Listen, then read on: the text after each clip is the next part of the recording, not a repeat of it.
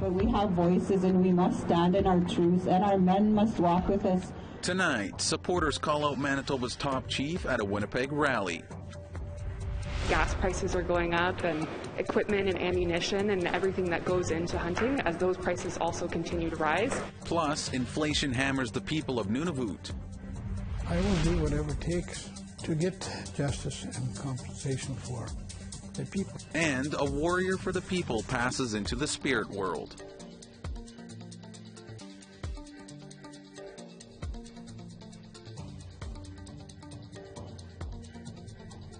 Good evening and welcome to APTN National News. I'm Daryl Stranger.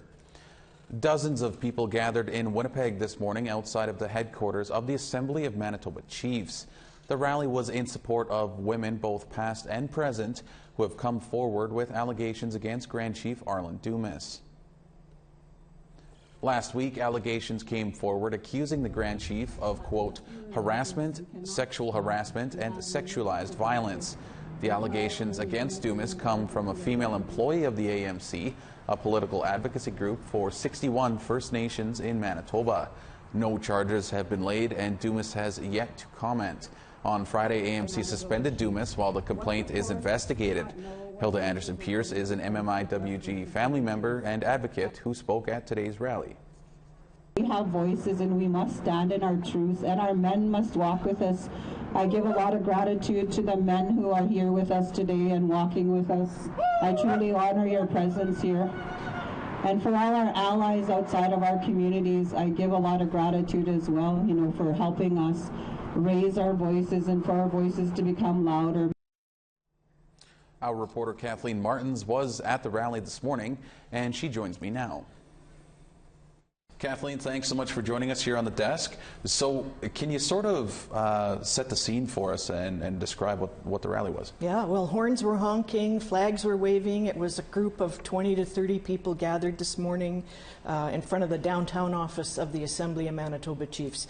They were having a rally in support of a woman who's an employee there, who last week leveled an allegation of sexual assault against the Grand Chief, Arlen Dumas.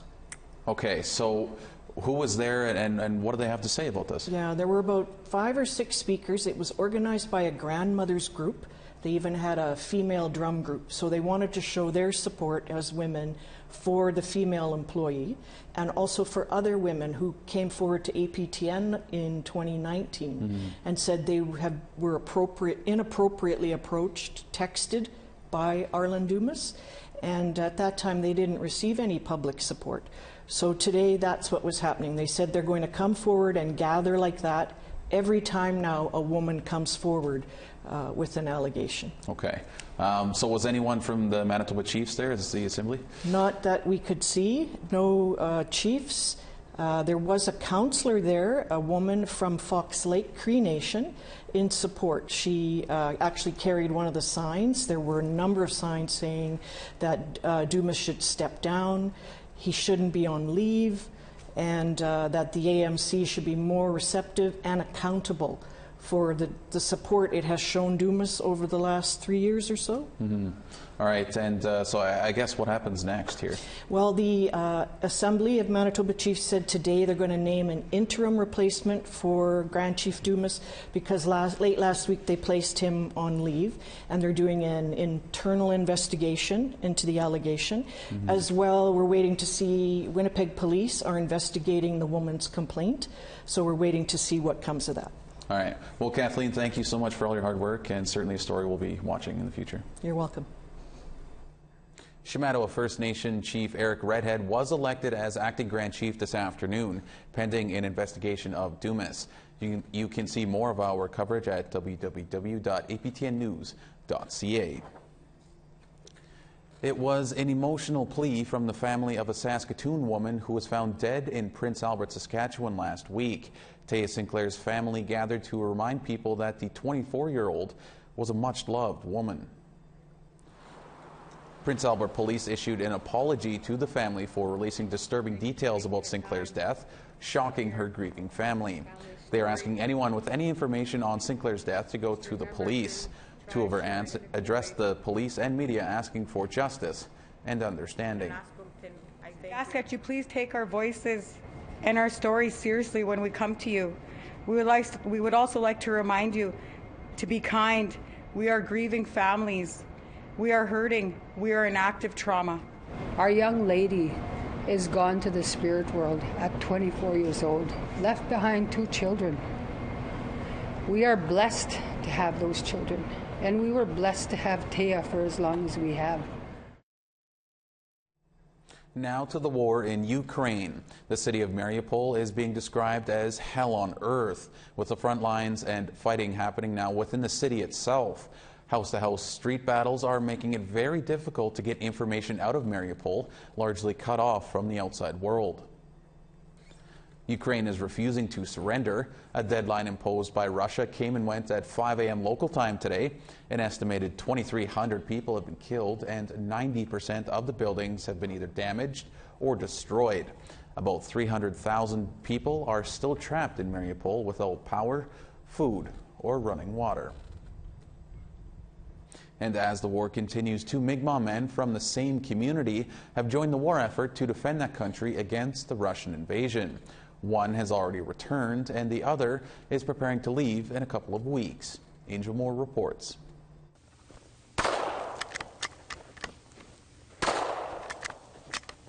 That's Samuel Sutherland of the Natawahaneg First Nation. He's preparing for combat in Ukraine at his foster parents' farm in New Brunswick. It is the right thing to do, and I strongly believe in it. I'm going to put my life on the line for it. Sutherland, father of 3, is a 60 Scoop survivor and former Canadian soldier. He's never been in combat, but that won't stop him. His wife, Haley Kale Sutherland, is supportive. I never really told him not to go because I know, like, he can handle his own. He was trained specifically for this type of situation, so I have complete faith in him. Days after Russia attacked Ukraine, its foreign minister, Dmytro Kuleba, tweeted, "I invite you to contact foreign diplomatic missions of Ukraine in your respective countries. Together we defeated Hitler, and we will defeat Putin too." Kuleba announced last week more than 20,000 volunteers from 52 countries have arrived there. As the conflict escalated, Sutherland began raising funds and accepting donations, such as medical supplies. You know, seeing the atrocities I'm seeing on the news, on other social media platforms, what Russians are doing to the civilians and innocent children, I don't believe in that. I stand up for what I believe in. I put my money where my mouth is. And I went out, got myself a uniform, so I'm putting the uniform back on again and going to go and help them with their freedom. Sutherland's friend, Hunter Francis of Natawahaneg First Nation, seen on the left side of the photo, also volunteered to fight. He was in Ukraine for 6 days before sustaining non-life-threatening injuries. He has returned home but was not available for comment. Sutherland felt he had to help. Natawahaneg First Nation has a long tradition of its community members going to war. Chief George Guinish says some community members have served in World War I and World War II. Our warriors have stood up, you know, and been there when the need, you know, need was there, and these 2 gentlemen, I know Sam has a little more military experience, but they wanted to help, they wanted to make a difference, and you know, so you know, we absolutely would support them, and we just tell them, you know, be careful, be safe. So. Despite his preparations, Sutherland still worries about what the future holds. Oh yeah, definitely scared. You know, it's war. It's not a joke. Sutherland plans to leave for the Ukraine in a few weeks. If the war has ended by then, he will help the Ukrainian people rebuild through humanitarian efforts. Angel Moore, APTN National News, Natawahaneg First Nation, New Brunswick. We need to step aside for a short break, but still ahead, a handful of groups are trying to orchestrate a First Nations purchase of the Trans Mountain Pipeline from the federal government. Details next.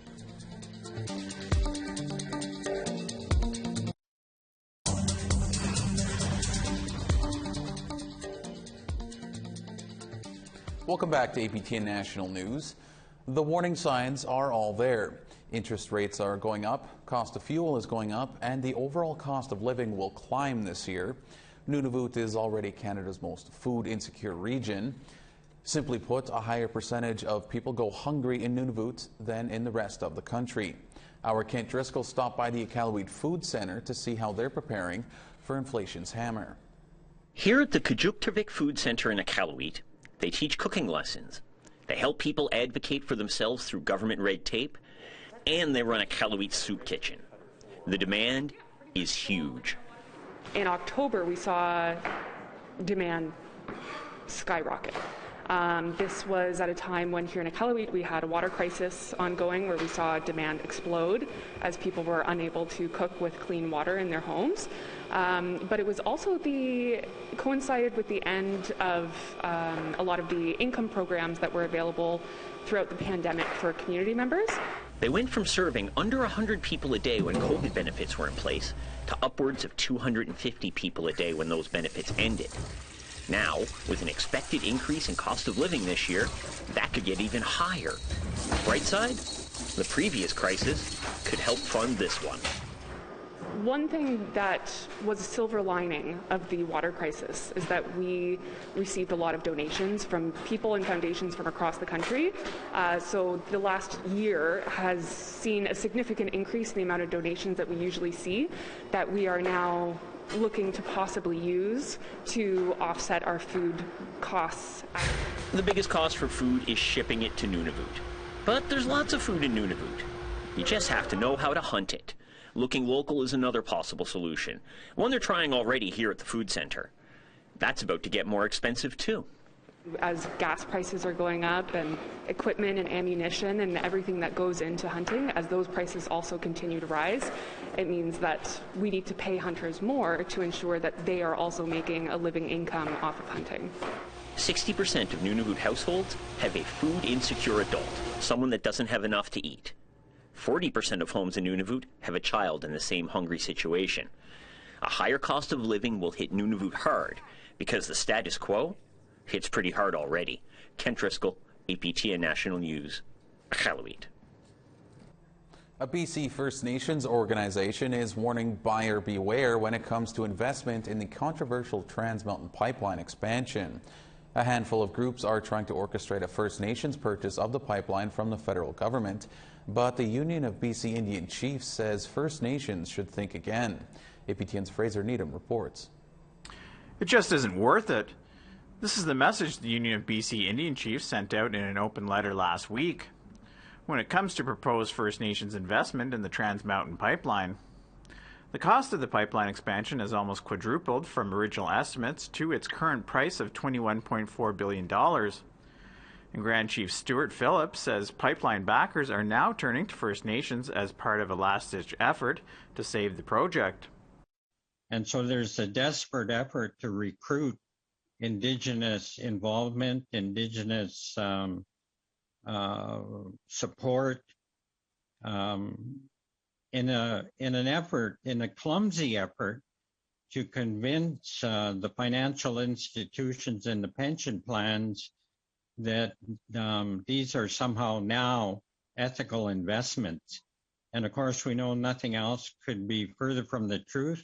Calgary-based Project Reconciliation is one of the groups trying to facilitate First Nations ownership of the pipeline. Stephen Mason says COVID-19 and catastrophic weather events have contributed to the cost overruns of Trans Mountain. But he says with the help of increased toll fees for oil companies, the project remains financially viable. So, one, we believe that the 21.4 is still on the high side with contingency built in. And two, that the tolls will take up to absorbing up to 15 billion. So there is a delta there, but from there then the capacity piece to the tolls escalate at 2.5% per year. So there is enough room in there that you can transact the deal. Irregardless of profits, Phillips says the pipeline is a bad investment for First Nations for another reason. He says these communities should not be part of a project that will further contribute to serious environmental damage. It's not who is involved in the business end of oil and gas pipelines. It's it's the garbage products that go through these pipelines that represent an enormous threat to the environment and an increase in greenhouse gas emissions and more towns burning to the ground and more flooding events. Mason agrees that Canada needs to start thinking about a transition to a green economy, but he says the Trans Mountain Pipeline could be part of that transition. There is no reason why that this corridor cannot be ultimately repurposed for zero carbon based fuels. And to have the Indigenous ownership of this right of way is a critical piece of the value chain. So they're buying a right of way and having a oversight to the environmental impact of this right of way. But the key piece is you're buying a utility corridor that can be repurposed. Once completed, the Trans Mountain Pipeline expansion will increase transmission from 300,000 barrels of oil per day to 890,000. Fraser Needham, APTN National News, Ottawa. All right, we need to step aside one more time, but still to come. A gift shop in a trendy Toronto neighborhood selling Indigenous art has quickly become a hit.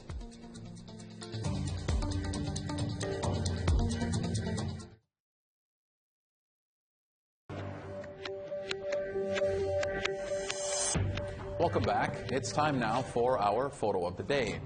Look real closely because Greg Scriver did, and Greg was able to capture this image of a beautiful eastern screech owl nestled nicely into this tree there. It's an amazing shot, Greg, and good eye. Send your great photos by email to share@aptn.ca, and your picture might be our next photo of the day. Now let's take a look at tomorrow's weather forecast. Beginning in the east, 0 degrees in Charlottetown and +1 in Fredericton. 0 degrees in Cartwright and 0 in Happy Valley Goose Bay. 0 degrees in Quebec City and +3 in Val-d'Or. 8 degrees in Toronto and sunny and 4 in North Bay. -1 and some snow in Big Trout Lake and 4 and sun in Timmins. -5 and snow in Churchill and +4 and snow in Thompson.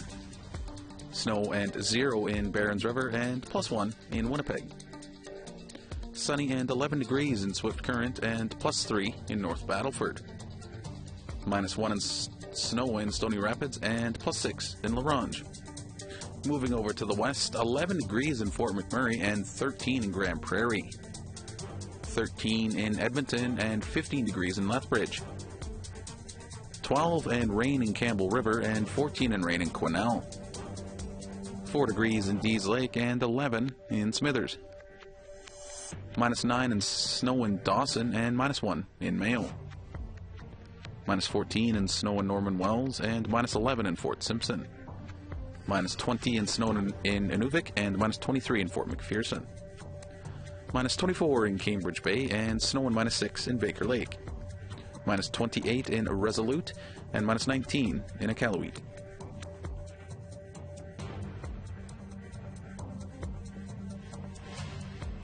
A little gift shop in a trendy Toronto neighborhood selling Indigenous art has quickly become a hit.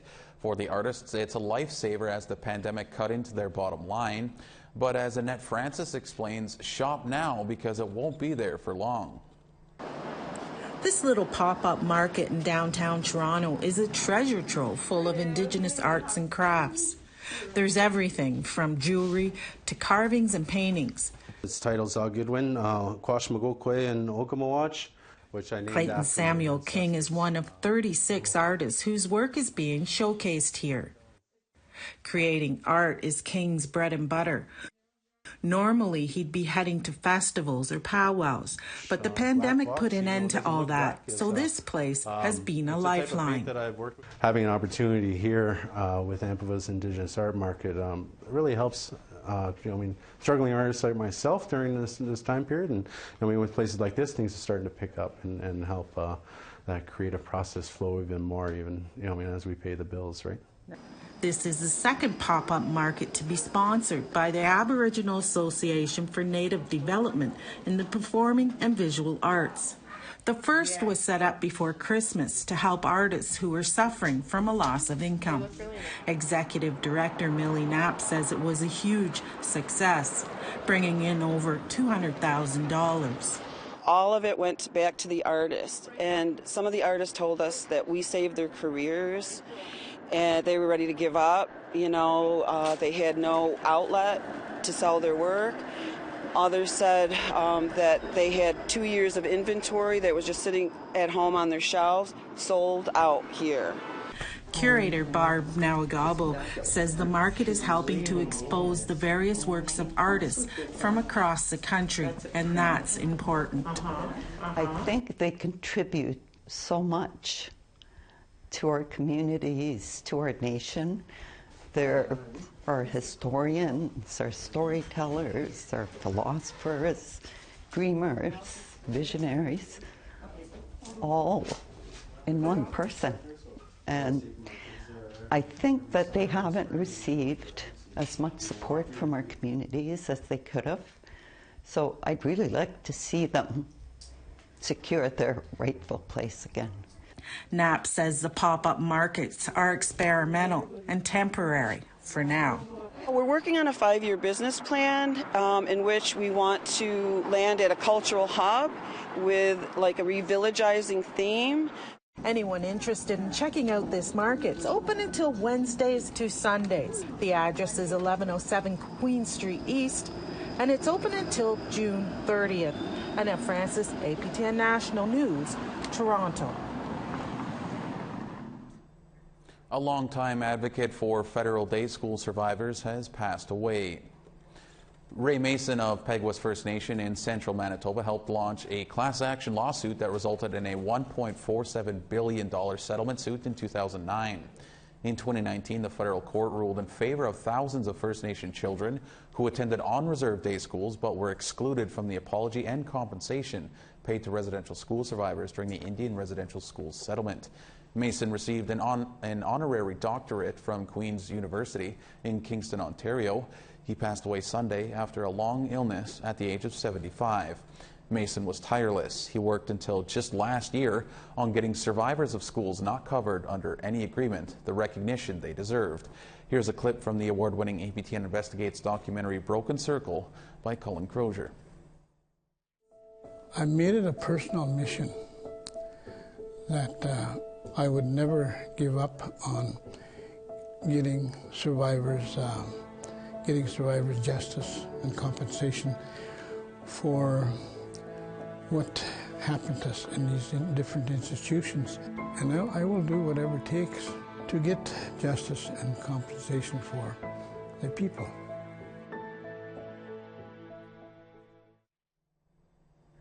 Our condolences go out to Mason's family. That's all we have for you tonight on this Monday edition of APTN National News. For tonight's stories and plenty more, visit our website at aptnnews.ca. I'm Daryl Stranger. Thank you for joining us, and have a great night.